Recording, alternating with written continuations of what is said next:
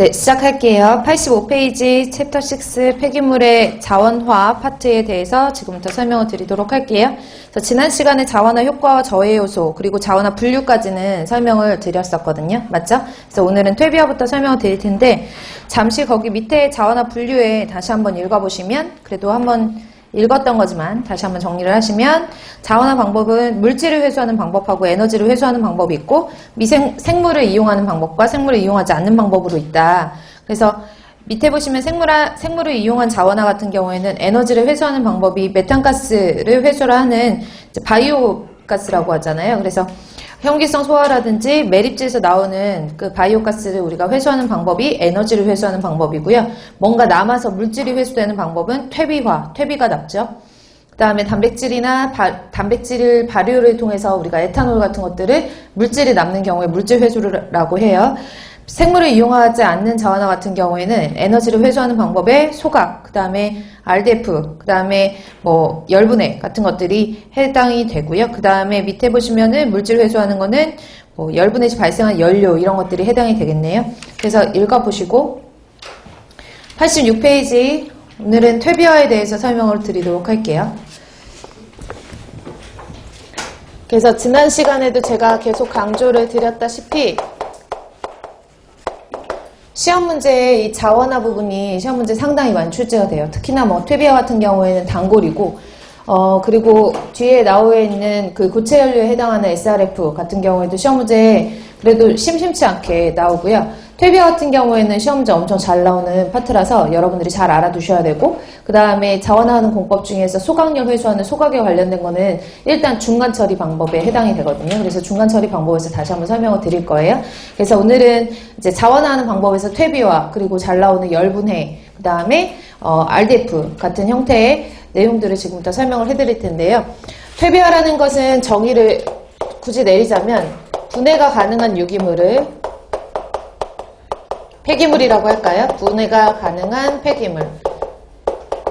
퇴비화는 조금 전에 읽었던 것과 같이 생물을 이용한 자원화 방법이에요. 그쵸? 생물을 이용하기 때문에 우리가 앞에는 뭐가 생략됐다고 보시면 되냐면 호기성이라는 말이 생략됐다라고 보시는 거예요. 그래서 호기성 미생물에 의해서 분해가 가능한 유기물 의 성질을 띠고 있는 그런 폐기물을 퇴비화를 시키는데요.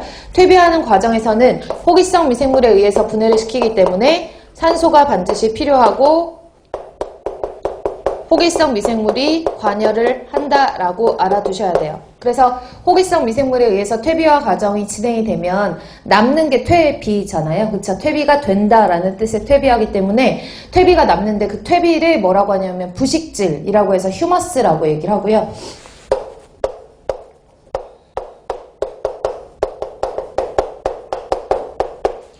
그리고 약간의 열도 발생을 해요. 그래서 열이 발생한다라는 것을 미리 설명드리는 이유는 얘가 발열 반응이라는 걸 알려드리기 위해서 열이 발생한다라는 걸 미리 설명을 드린 거예요.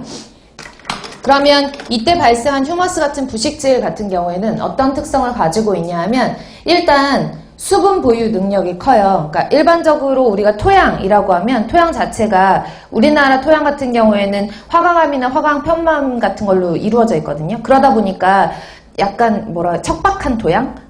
약간 수분 보유량도 적고 그 다음에 영양분도 적은 상태의 토양이 많아요. 근데 그것에 퇴비, 휴머스 상태의 퇴비를 같이 섞어버리면 수분 보유력도 높아지고 그 다음에 영양분을 보유할 수 있는 능력, 이거를 우리가 뭐라고 하냐면 양이온 교환 능력이라고 얘기를 하는데 이 양이온 교환 용량도 일반 토양보다는 높아져요. 그래서 휴머스 같은 경우에는 완벽한 휴머스가 만들어졌을 때, 이 퇴비가 만들어졌을 때에는 수분 보유 능력이 커지고요. 그 다음에 양이온 교환 용량이라고 해서 참고적으로 설명드리면 토양은 음이온이거든요. 토양은 보통 음이온을 띠고 있기 때문에 양이온의 물질인 칼슘이나 마그네슘 같은 것들이 잘 달라붙어 있어요. 근데 그 물질들이 칼슘, 마그네슘, 문제풀이반까지 들으신 분들은 SAR이라고 하는 그 농업용수를 사용할 수 있는 적합한 물인지 아닌지를 판정할 때 SAR이라는 걸 쓰는데 식물 성장에 필요한 조건 중에 하나가 칼슘이나 마그네슘이거든요. 그러니까 칼슘이나 마그네슘 아니면 무기염류에 해당하는 칼륨 이런 것들이 흡착할 수 있는 용량을 우리가 양이온 교환 용량이라고 얘기를 하고 기호로는 CEC라고 얘기를 해요. 그래서 Cation Exchange Capacity라고 해서 CEC라고 하는데 이 값이 큰 편으로 변한다 라고 보시면 돼요. 일반 토양보다는 커져요. 그래서 대략적으로 CEC 값이 얼마 정도냐 하면 약 80에서 100 ml/m 100g 기준으로 해서